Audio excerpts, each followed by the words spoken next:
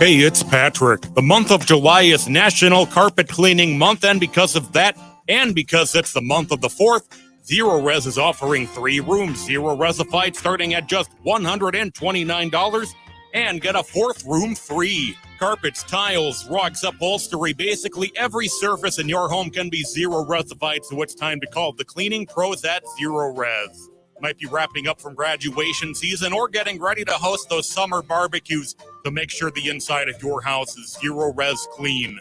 Zero Res is a 4.9 rating with over 18,000 reviews, and the Zero Res 30-day Gotta Love It guarantee makes it easy to get what you pay for. Schedule your appointment today at ZeroResMinnesota.com or call 952-ZERO-RES and ask for the AM 950 special. Again, this month, that's 3 rooms Zero Resified, starting at just $129, and get a 4th room free. Backward or forward spells the same. Zero Res. Hey, this is Ellie Krug with Ellie 2.0 Radio. Did you know that we've been doing this show for 6 years on AM 950? And it's one of the only, I think it may be the only show about idealism in all of Radioland. And now the show's at 4 o'clock on Saturdays and still from 1 to 2 on Sundays. It'll be part of a new concept, a series of LGBTQ hosted shows and podcasts. Make sure to check it out. Turn to Auto Technical with your vehicle donation. Even though Auto Technical is a small nonprofit, we have helped more families with transportation than any organization in Minnesota. Since '94, we have reconditioned donated vehicles so they have a higher tax benefit. Call Richard at 612-919-5526, 612-919-5526, or autotech.org. Hey, Cudahy to all my friends and relatives in 4 directions. This is Robert Pilot of Native Roots Radio presents I'm Awake. I'm here to ask you for your support. Finding honest Native-centered news is not easy. But with your support, we're able to provide accurate information about Standing Rock, Line 3, treaty violations, and COVID-19 in our Native communities. Please visit Native Roots Radio Network on Patreon and donate if you can. That's Native Roots Radio Network on Patreon. Pinigigi, and thank you for your support. With a look at your AM 950 weather, I'm Patrick Lilia. Rain and storms possible tonight with a low of 66. Then sunshine Wednesday with a high of 83. The annual sale at Woodland Stoves and Fireplaces is going on now through July. Woodland Stoves has been finding a place for fire in your life since 1977. Visit their showroom in Minneapolis at Franklin and Riverside or go to woodlandstoves.com. Portions of Native Roots Radio may be pre-recorded. It's a good day to be indigenous. Get up, stand up. They are going to become more brutal. Couldn't cut, hitting cut again. Because all the hippies were trying to be Indians anyway. They're going to become more repressive because it's a matter of dollars and their illusionary concepts of power. Hey, Victor. We must live in balance with the earth. And also with recent happenings at Wounded Knee. I am awake. Welcome to Native Roots Radio presents I'm Awake, and I'm your host, Wakanja Hade. Hey, Cudahy to all my friends and relatives in 4 directions. You are listening to Native Roots Radio presents I'm Awake, and I'm your host, Robert Pilot.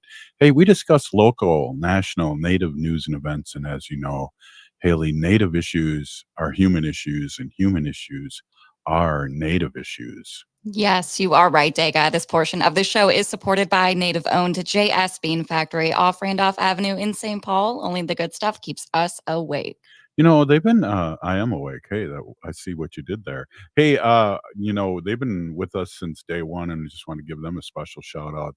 Great coffee. And I got to tell you this quick story, Haley, before we get our guest on, is that when this show was started because of Standing Rock and, you know, Dakota Access Pipeline, and one of the big, you know, we went there 3 or 4 times, Wendy and I, and every time we went there, we would take 50 pounds of coffee from Steve's coffee shop for free to bring to people at Dakota Access Pipeline and at Standing Rock, and all the water protectors there were drinking Steve's coffee. And I just want to give Steve a a shout out. He supports our community with his coffee and with his just being him. So I just wanted to give him a Yeah. shout out of that. That was like an important thing that I remember from like Oh. the beginning of the show, but also the show starting during Standing Rock and Dakota Access Pipeline. Wow. Yeah. Thanks for saying that. I don't think I had ever heard that story. So, I wow, did. that really kept people awake out there, huh? Yeah, it was good to. You always had to have coffee around the sacred fire there at Standing Rock, and a lot of people donated a lot of stuff. But I just wanted to give a special shout out to Steve for sending me with all that coffee every time we went.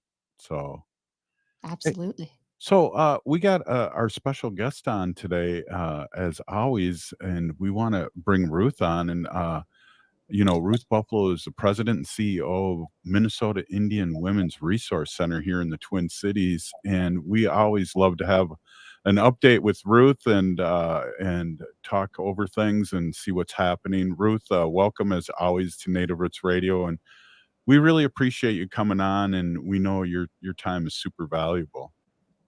Yes. Hello, and Madzigabads. Thank you for having me. Yeah. So how are things going? I know we had a fourth of a July situation here, and I know Haley and I were up at Red Lake, and that was the first time I'd ever been at Red Lake, and celebrating in a good way with the Red Lake community up there, and and it seems like it's been a couple weeks since you've seen you, but it's been because of that 4th of July experience. Yeah, for sure. It was my family's first time spending some time in the cities. So yeah, it was nice to be together. And yeah, we weren't able to make it out west to western North Dakota, to Fort Berthold Indian Reservation.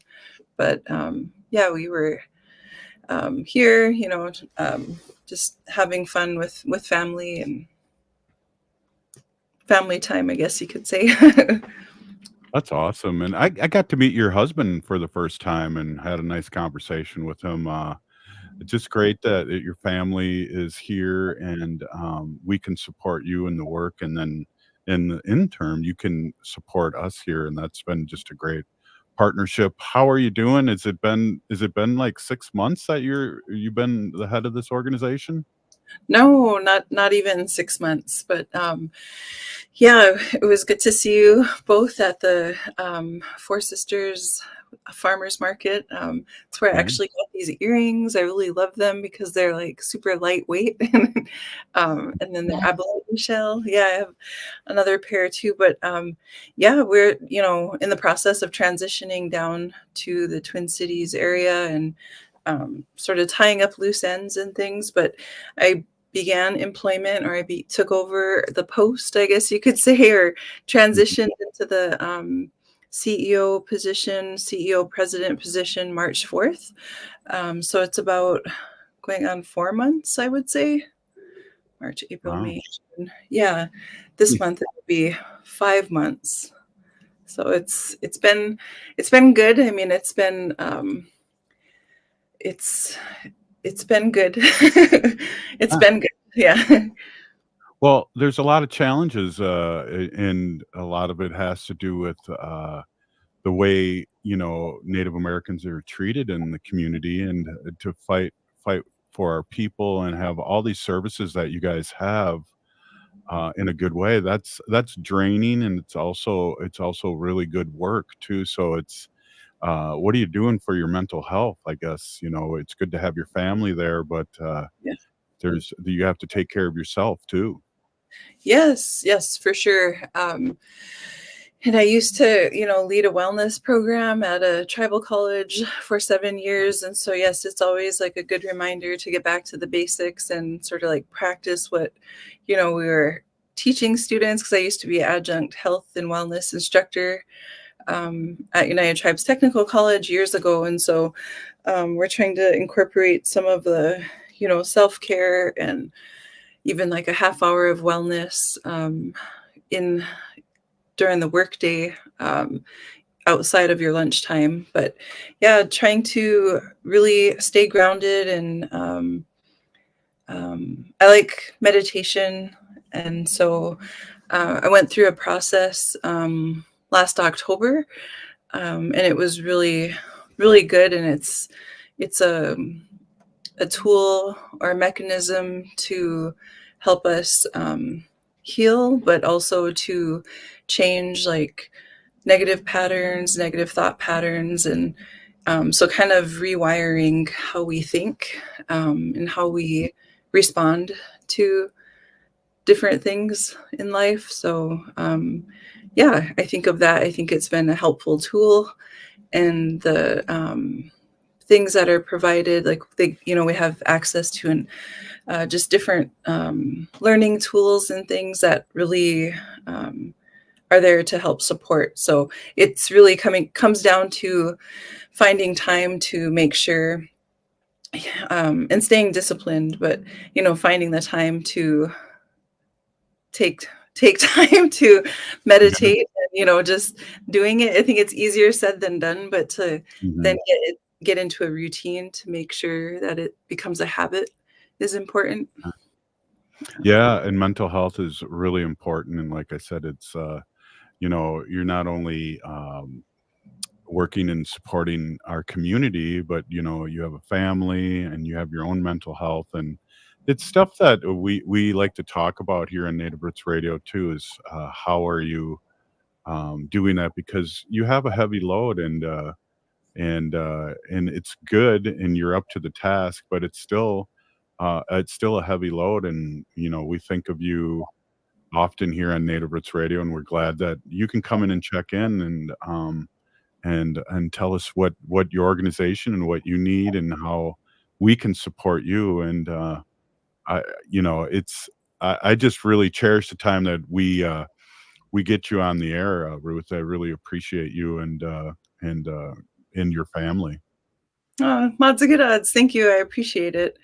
Yeah, that support means a lot and goes a long way. And you're right. It is a heavy load, a big responsibility, because we're trying to help, the most vulnerable among us. And we have to be well ourselves in order to be effective, and serve our relatives, our client relatives, to the best of our ability.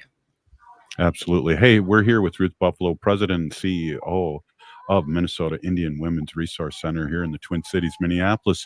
We'll be right back with Ruth after this short break.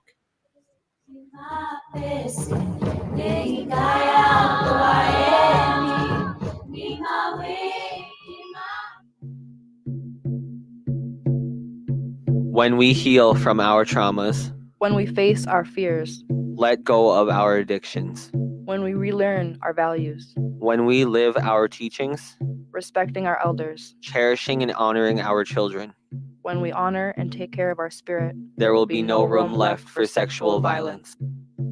Sponsored by the Minnesota Indian Women's Sexual Assault Coalition. The city of Minneapolis is now on Native Roots Radio with Minneapolis AIR. AIR stands for American Indian Relations. Guest host Christine McDonald talks to people about important things affecting the city's Native communities. Minneapolis AIR dives into topics like public safety, public health, elections, and so much more. Tune in to Minneapolis AIR on Native Roots Radio from 5 to 6 p.m. on the second Wednesday of every month, right here on AM 950. Minnesota has the only original wolf population in the continental United States. And 80% of Minnesotans believe the wolf should be protected. Howling for Wolves is asking Minnesotans to respect our true wildlife manager, the wolf. Their survival is critical to our ecosystems, our communities, and even our economy. As highly intelligent animals with strong social bonds, Minnesota wolves deserve to be protected and admired. Learn more at howlingforwolves.org. Let's live and let howl. Howl! Bonjour, hello. My name is Wabin. I am an enrolled member of the White Earth Nation, descendant of the Navajo Nation, and co-chair of the Indigenous Employee Resource Group with the Minnesota Department of Transportation. MnDOT is hiring for a variety of positions from road maintenance to accounting and more. We offer great benefits. For more information or to set up a one-on-one resume and application assistance, visit mn.gov/careers, or you can text or call 612-257-2388. 612-257-2388. You're listening to Native Roots Radio. This is Spirit from Reservation Dogs. Get up and listen.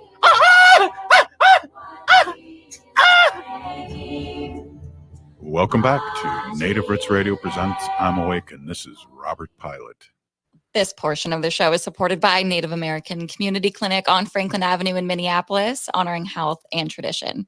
Hey, we're here with our friend Ruth Buffalo, who is president and CEO of Minnesota Indian Women's Resource Center here in the Twin Cities, Minneapolis. And we just appreciate Ruth. And Ruth, some of your history, too. I just want to remind our listeners out there that you are a state representative, and you have an iconic photograph of you being sworn in the first time. And that's kind of how I met you. I saw that picture, and then I think I saw you, geez, I don't know if it was Wounded Knee or first time I met you, or anniversary of Wounded Knee, and you were speaking at a church there, and I came up and introduced myself. And then, I don't know, were you at the presidential debate too in Iowa? Maybe that's where I met you too. Yeah. Yep, Sioux City, Iowa, and then I was at a fundraiser for a women's shelter in St. Paul too, and I think that wrestling match. Yeah. Yeah. And State Senator Mary Kunish, and she was representative there, interviewed you. Yes. Oh my God. Yeah. Yep. I remember. Yeah. And then one of the things too I wanted to bring up, and we bring up with these old veterans that were on the when COVID hit, you were huge in and didn't miss each week. On Sundays, we did a Sunday night symposium, and it was a check-in all over the Turtle Island with leaders and what was happening with COVID. And we knew COVID was insane, and people, we didn't know how it was spread. People were taking their clothes off if they were at the door and things like that. We didn't know. And you had so many connections and people you've known over the years that came on and spoke their truth. There was a doctor, that first Native American woman doctor that you brought on, and I think you played basketball with her. Oh, yeah. Yep. Dr. Shelley Tom. Yeah, I used to play independent ball with a group of Dene women. I was the only Northerner on the team for a while there. And then I later, started playing with teams from back home. But yeah, when I was in my younger days, I played independent ball. And then for a number of years, it was with a number of women who were Dene, and all of them had played Division I basketball, and one being the first Native woman to play in the WNBA, Rinaldi Basenti. And so, yeah, at Arizona State University. And she actually came to Fort Berthold Indian Reservation one year when Indian Nationals was held in Bismarck, and we took her around, to each of the different 6 segments or districts within our reservation or community. And I think she even was the keynote speaker at the junior high athletic banquet in Twin Buttes. But yeah, it was an interesting time during COVID, and a very interesting time to be an elected office at that time, because of in North Dakota, you serve 4 years in one term. And so we're pretty unique in that regard. Mm-hmm. I get the stats mixed up, but it's either 1 of 5 and 1 of 4. 1 of 5 states. North Dakota is 1 of 5 states that serves 4-year terms instead of 2-year terms in the state legislature. And then also the legislature meets every other year instead of every year, and but during the pandemic, yeah, like my first session, was completely night and day to my second session. And my second session was right during the pandemic, so it was a extremely polarized session. It was really, really interesting. Yeah, it was hard to maneuver, and I want to kind of jump back to that. You were so important, and we were getting 15, 20,000 people watching us on our Sunday symposium, and that were checking in all over Indian country, and you were huge in that, and we had that for at least, God, I want to say at least 3 months every Sunday, because we didn't know what was going on, and it was kind of interesting. We were supporting each other in a good way, and Trump was president, and he tried to delist a tribe that was one of the first tribes to meet the Mayflower, and it was insane times, but it was good to be able to hear Yeah. people's truth and how they were getting through with things. Yes, for sure. I mean, I remember watching the inauguration of the new president, and I believe, yeah, I was. My family had gotten sick during the beginning of my session, and I was actually hospitalized. 5 days with pneumonia, and then the QAnon conspiracy theories and all of that happening at that time. I remember one of our leaders told me, when I got discharged, I think Thursday night, and I was going to go to the House floor session the next day and go to my House Ag Committee meeting Friday morning at 10 a.m., but I was told it was probably best that I head back to Fargo and come back Monday morning because they had just moved all of my hearings to my bills. They pushed them back a week because I was hospitalized, but because of how polarized things were, they recommended that I just not show up Friday because they had just moved all of my bill hearings back a week because I was hospitalized. And so just interesting things to look back at. And I remember even what was happening at the nation's capital.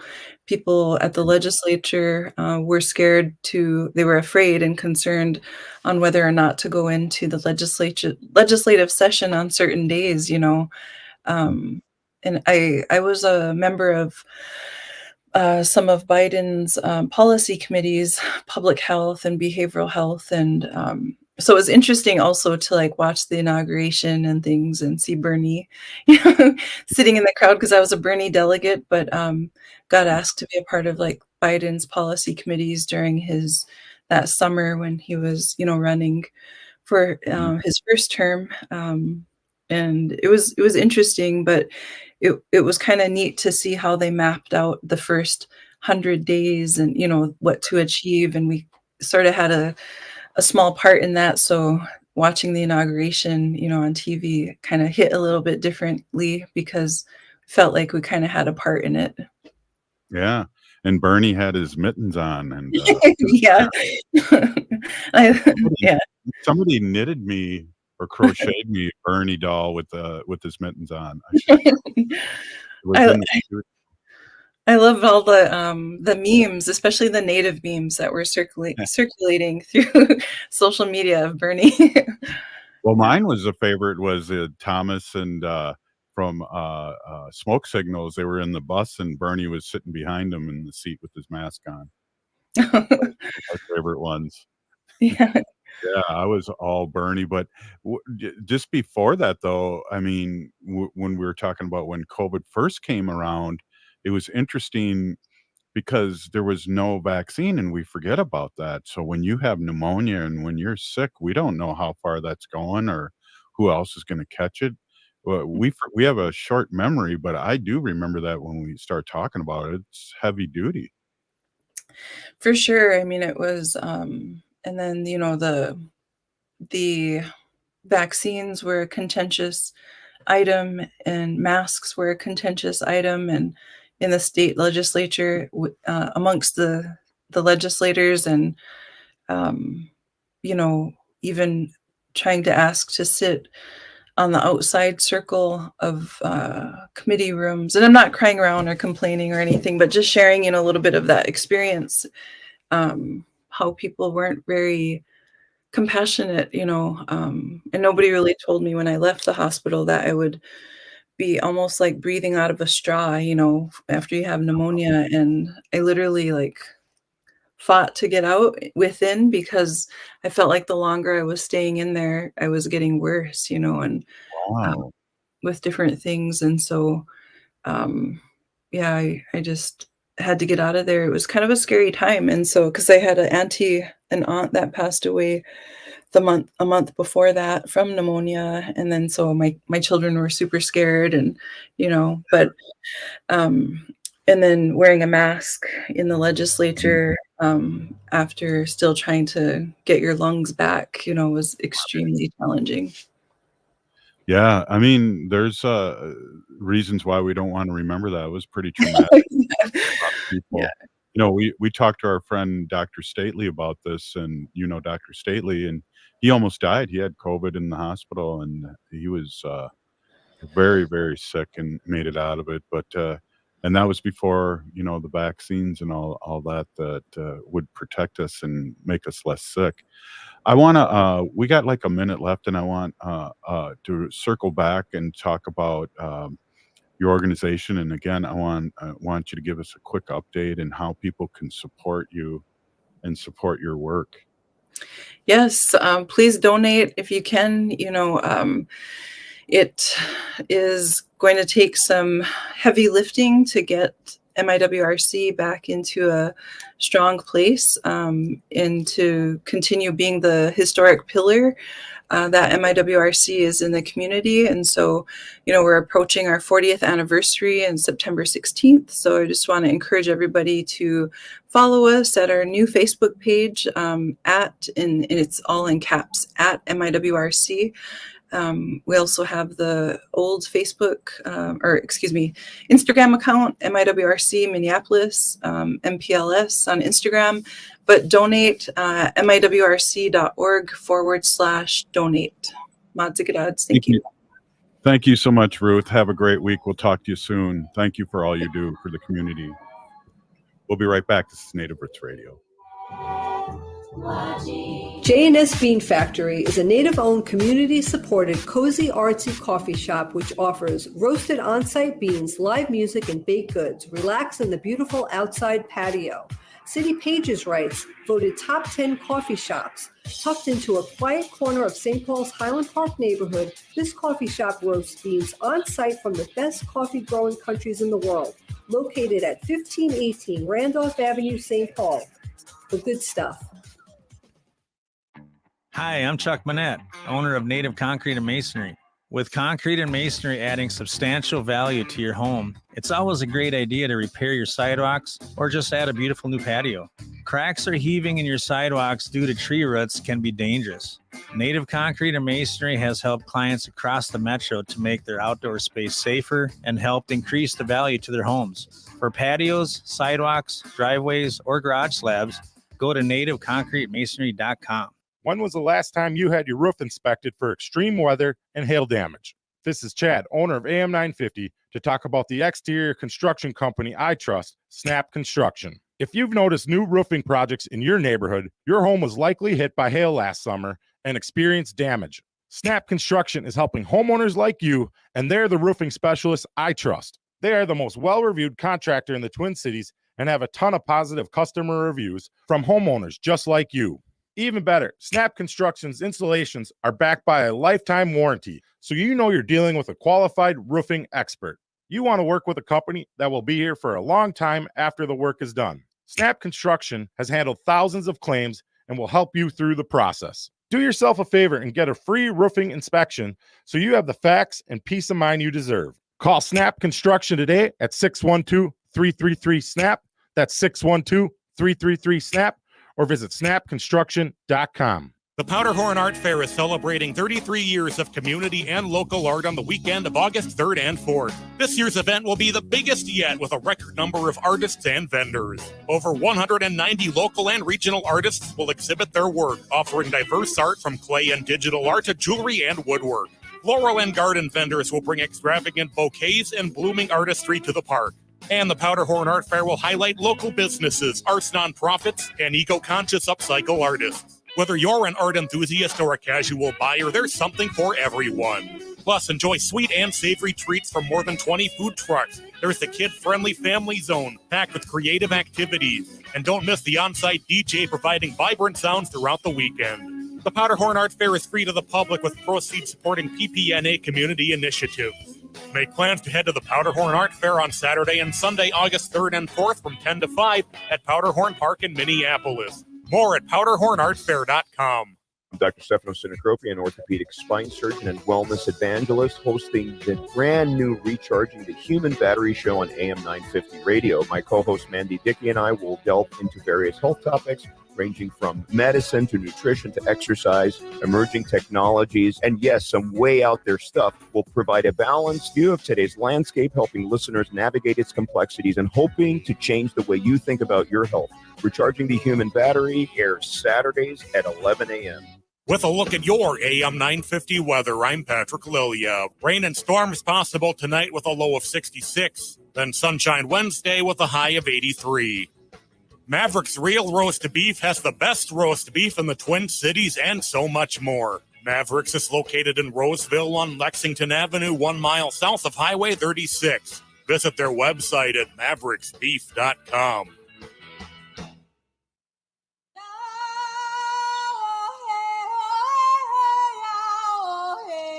This is Leonard Peltier. I am in Coleman 1 U.S. Penitentiary, and I'm listening to Native Roots Radio. And we're back to Native Roots Radio presents I'm Awake, and this is Robert Pilot.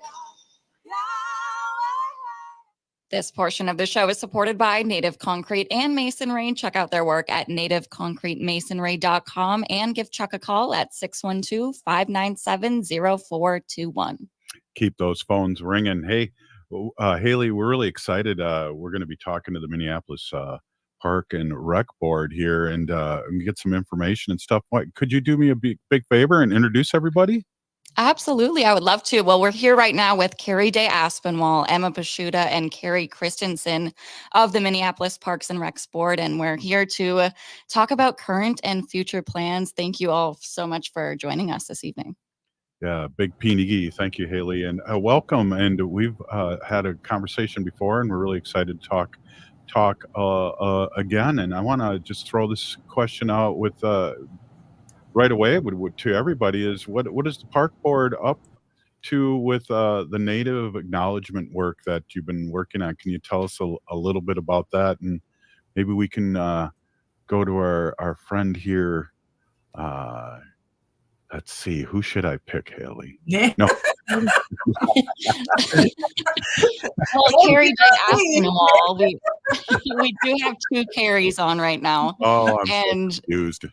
Carrie, great to see you. I think the last time I, was on the show with you was probably when guest host Robert Lilligren took over and invited you on. So welcome back. And how are the, native representations and all of that coming along with the parks? Bonjour. We're so glad to be back on the show this evening. Carrie de Aspinwall. I'm a member of the Leech Lake Band of Ojibwe, urban member, lifelong urban member, Minnesota Chippewa tribe,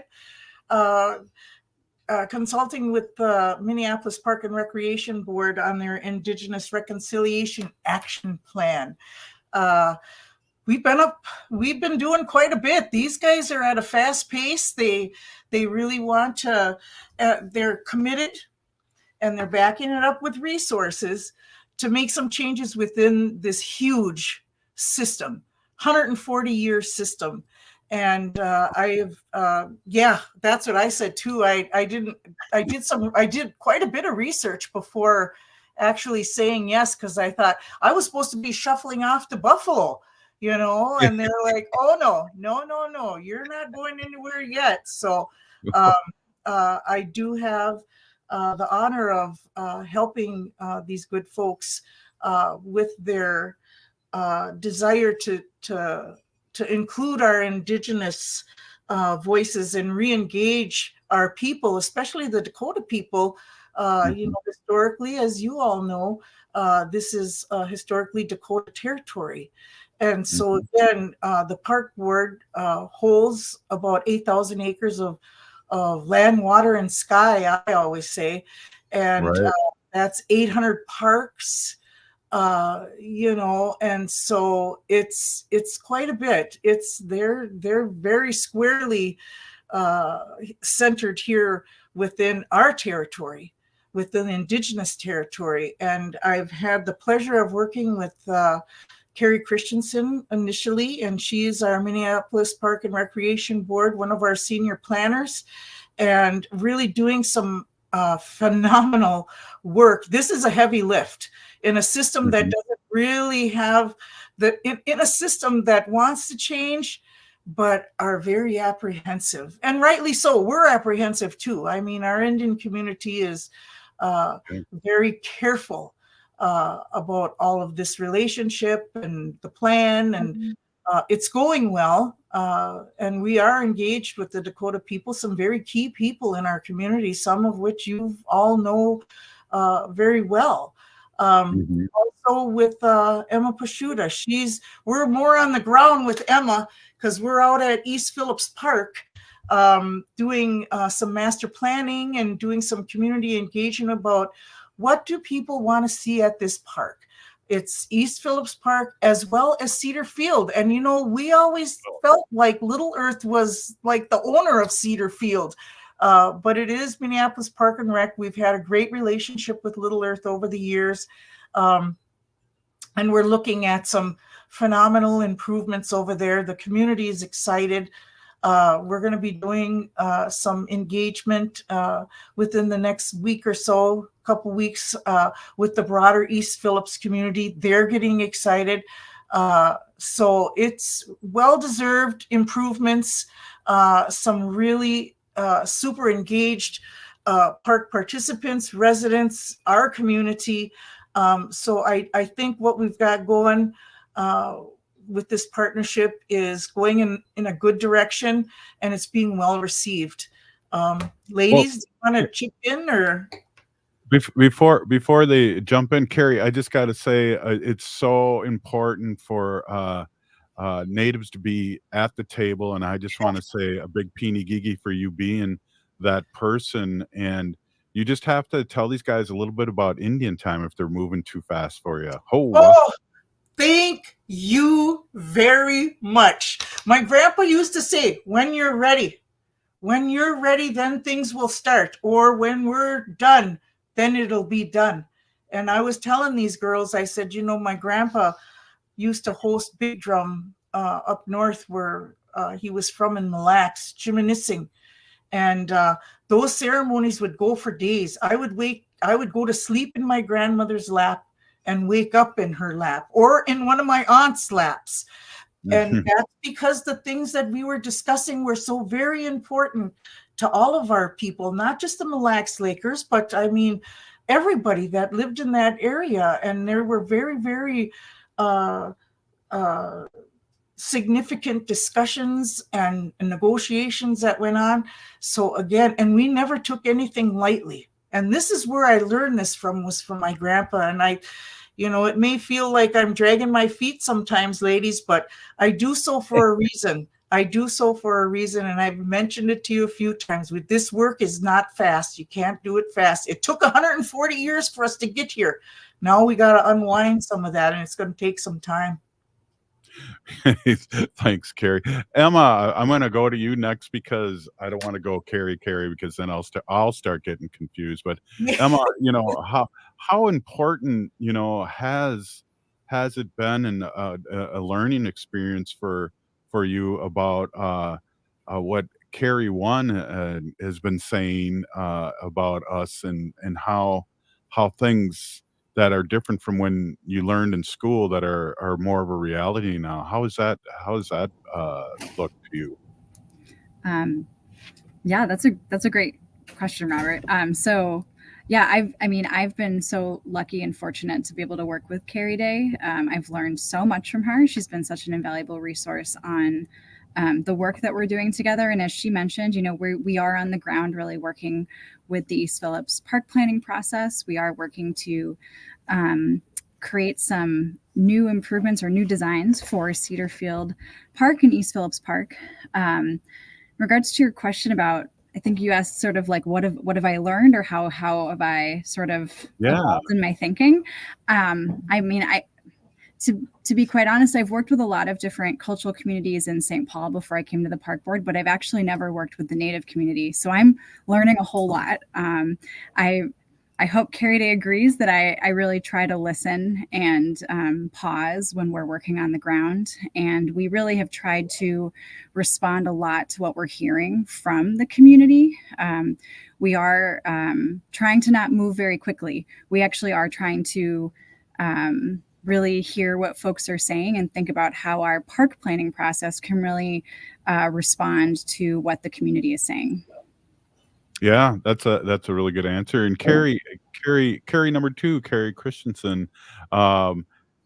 This is just so I don't get confused, but the education is a big role, and not only for you guys in leadership, but the people that work for the parks too. How is that a challenge, and how are you meeting it as a challenge to educate about Native ways and Indigenous ways?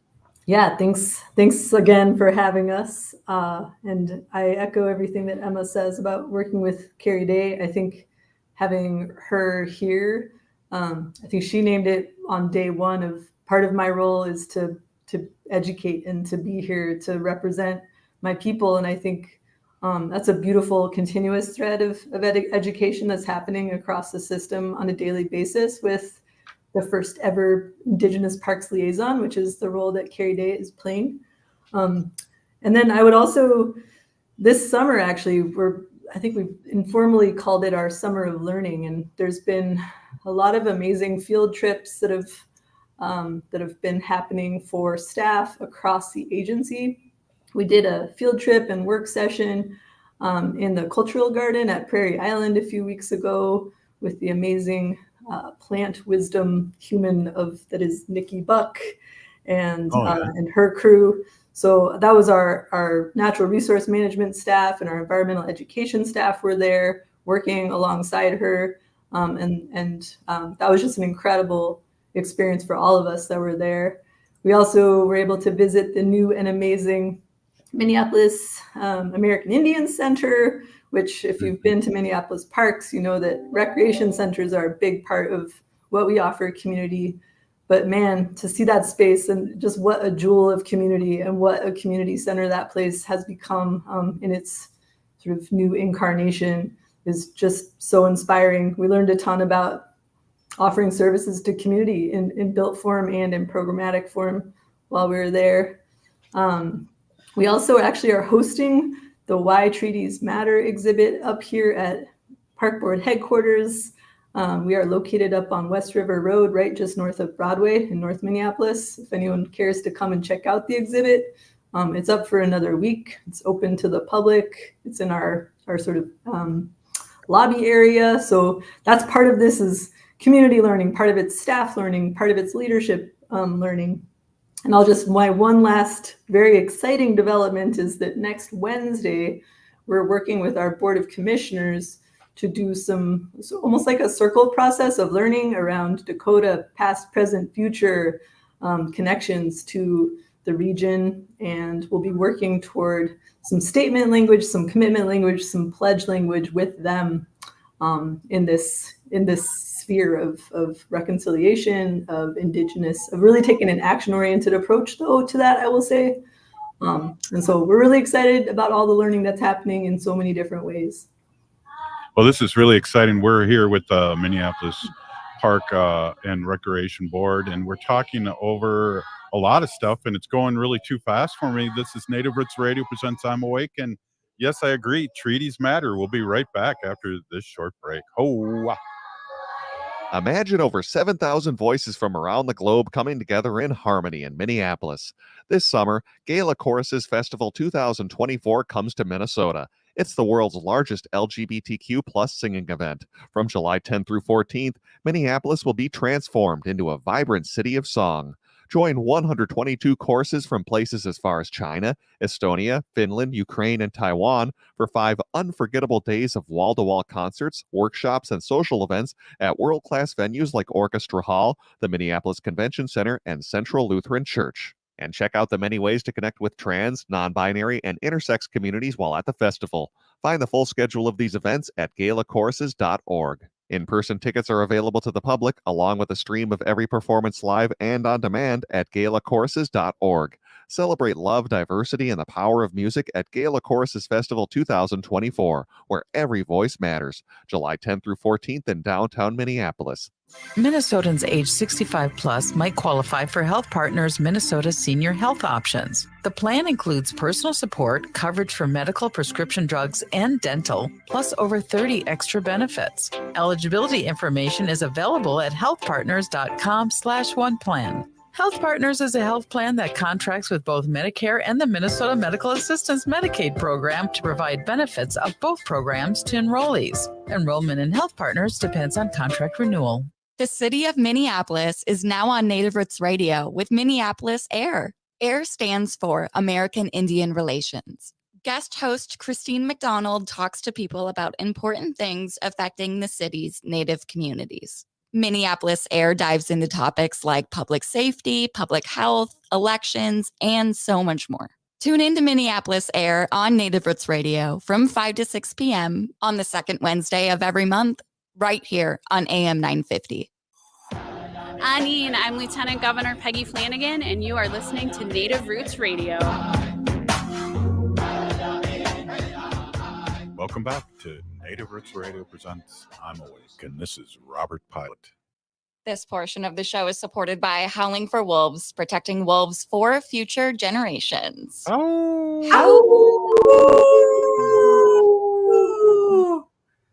Wow. Hey, the park board did have no problem joining in on the howl. Oh, wow.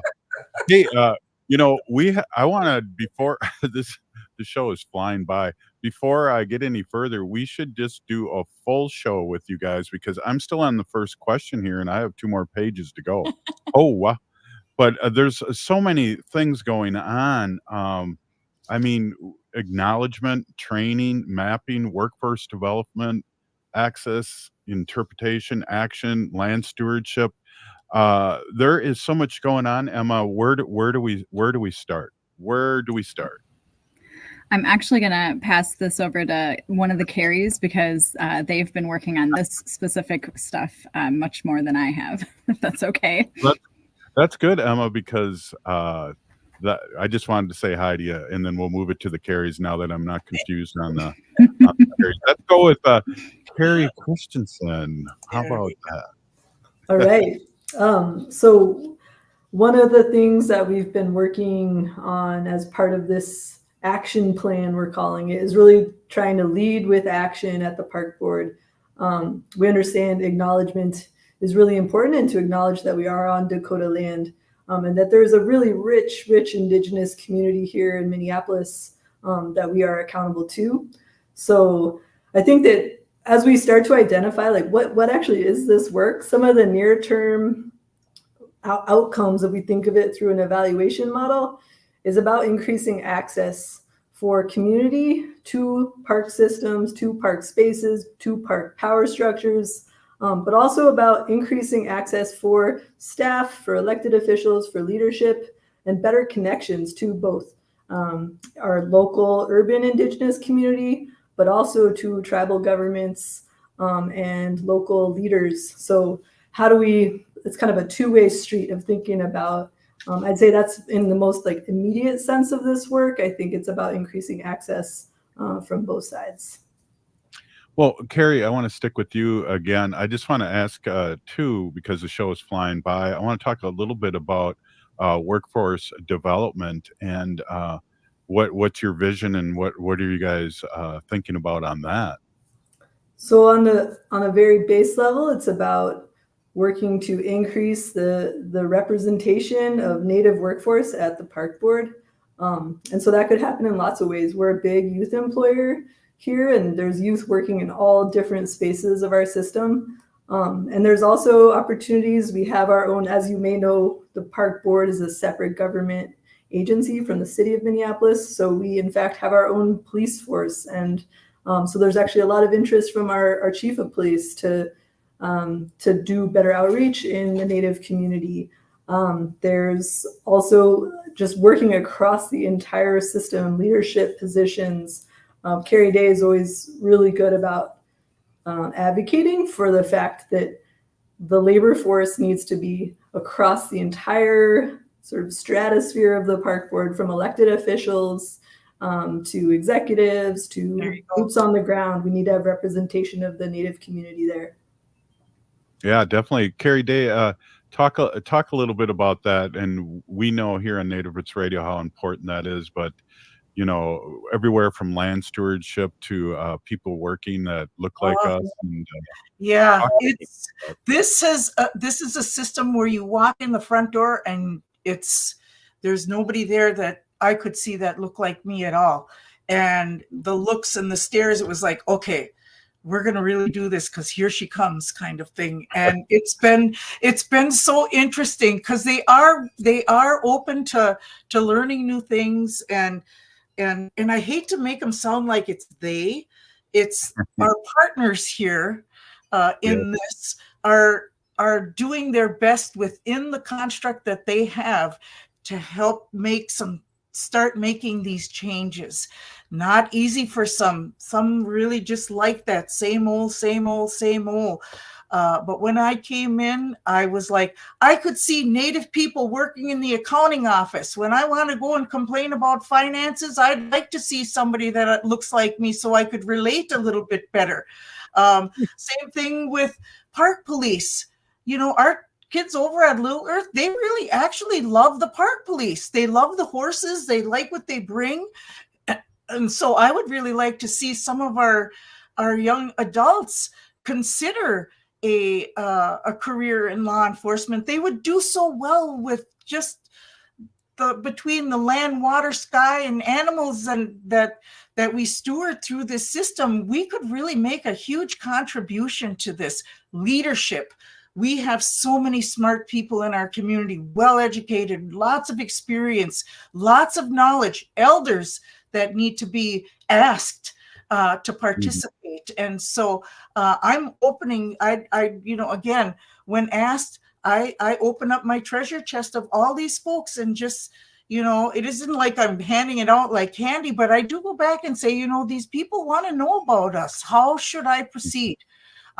This is not a Carrie Day deal. This is for our people, for the Dakota people, for us to have some say, to be in the front instead of hiding in the woods somewhere. It's a new day. And I just am so excited about all this work. Yeah, there's 7 focus areas.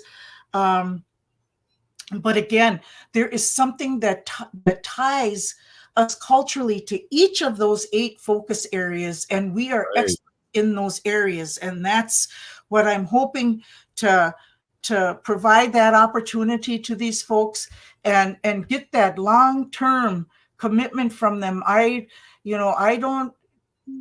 wouldn't have taken this on if it was just going to be a wham bam, thanks, we checked our box and off. I really feel like there's opportunity here and that we have willing partners. And that's a big deal in a system this big. And we have Natives in there that are waiting for this. First thing I asked was, how many Natives have we got working for this workforce? Are more than, are there staff that do other things besides mow the lawn and trim the hedges? So again, that's how strongly I feel about this. We deserve to have our expertise and knowledge in this circle. And I'm here to open up those doors for those opportunities. Emma, can we handle the excitement? I think I'm feeling it. How about you? Thank you so much, Carrie Day. Wow. Yeah. Absolutely. I always enjoy hearing Carrie Day share her experiences, whether they're personal or work professional related. Robert, I hope you don't mind. Before we end, I just wanted to make a plug. Carrie Day and I have been working with community partners like Little Earth, NACD, and the Midtown Greenway Coalition on an event next Tuesday from 4 to 8 p.m. At 4 p.m. we'll be at Cedar Field from 4 to 6. There'll be food, there'll be games, there'll be music, and then we're going to head over to East Phillips at 6 from 6 to 8. And again, there'll be we've got Aztec dancers are going to perform. We've got some food. We really hope this is going to be a great kickoff for our park planning project. So if you live in the neighborhood, if you go to either park, we hope you come on down and talk to us about what you want to see in the parks in the future. And I think the key is free food. Carrie Christensen, that sounds exciting. Always. Carrie Day always has us bring the food. Yep. Food is love. Food is love in our community. With love. That's right. Well, I want to do this again as soon as possible, and I want to have a full show with all you guys because we just hit the tip of the iceberg. And Carrie and Emma, you are doing such great work for the community. And I'm really excited. This was a lot of fun for me, and again, way too fast. Thank you so much. Yeah, thank you so much for having us, Robert. We'd love to come back if you'll have us. We definitely will. This has been fun. Hey, if you're listening to this show, you're part of the resistance. From Chief Plenty Coops, the ground on which we stand on is sacred ground. It is the blood of our ancestors. We need to resist, divest, join a group, run for office, vote. We're still here. We are the seventh generation. And free Leonard Peltier now. Crooner's Supper Club invites you to enjoy drinks, a delicious dinner,